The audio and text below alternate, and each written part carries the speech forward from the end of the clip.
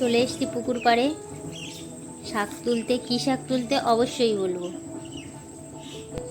যেহেতু আমরা গ্রামে থাকি, আমাদের শাক সবজির কোনো অভাব হয় না।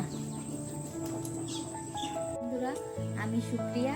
তো আমি আবার একটা নতুন একটা ছোট্ট ব্লগ নিয়ে চলে এসেছি। আজকে শুক্রবার, আমি নিরামিষ খাই। আর নিরামিষের দিনে আমার ছেলের বায়নাই থাকে যে কিছুর বড়া করতে হবে। তো আজকে আমি বড়া করিনি, দোকান থেকে এসেই বললো মা বড়া করো। তো আমি তাড়াহুড়ো করে কী দিয়ে বড়া করবো বুঝে না পেয়ে সোজা চলে গেলাম পুকুরে। কয়েকটা কুলেখাড়া আর কয়েকটা হেলাঞ্চি শাক তুলে নিয়ে আসলাম। এই দিয়ে আজকে দুপুরে বড়া করবো।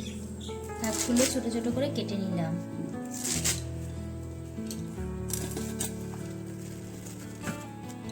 আলু ছালিয়ে গ্রেট করে নিচ্ছি।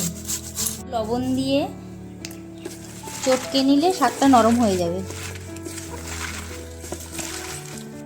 শাকটা নরম হয়ে কমে গেছে। এবার তার মধ্যে যে আলুটা গ্রেট করে নিয়েছিলাম সেইটা দিয়ে দিলাম। এবার এখানে রয়েছে কাঁচা লঙ্কা, বেসন, কর্নফ্লাওয়ার আর মুগ ডাল কিছুটা গুঁড়ো করে নিয়েছি, আর হলুদ, একটু লঙ্কার গুঁড়ো। এবার এগুলো সব আমি দিয়ে দেবো।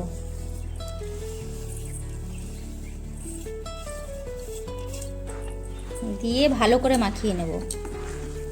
সুন্দর করে মাখিয়ে নিয়েছি। কড়াই দিয়ে দিলাম সাদা তেল। তেল গরম হয়ে গেছে। এবার আমি একটা একটা করে বড়া ছেড়ে দেবো।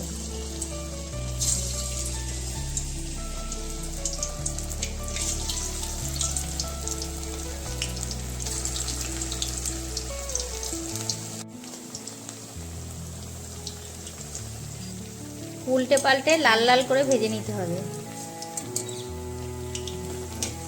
এটা যেন একটু মুচমুচে হয়, তাহলে খেতে অনেক টেস্ট লাগবে। এইভাবে লাল লাল করে ভেজে নিতে হবে। আর একদম যেন বড়াটা একটু মুচমুচে হয়, লো ফ্লেমে ভাজতে হবে। দেখুন কত সুন্দর।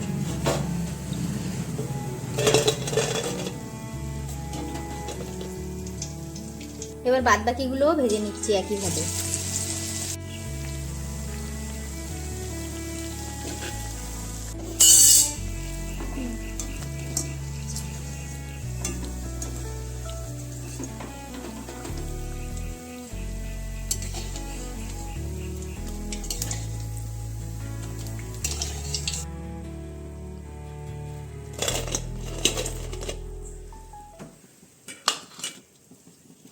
মেয়েদের মন রাখার জন্য এরকম মুখরোচক খাবার কে কে তৈরি করেন অবশ্যই কমেন্ট করে জানাবেন।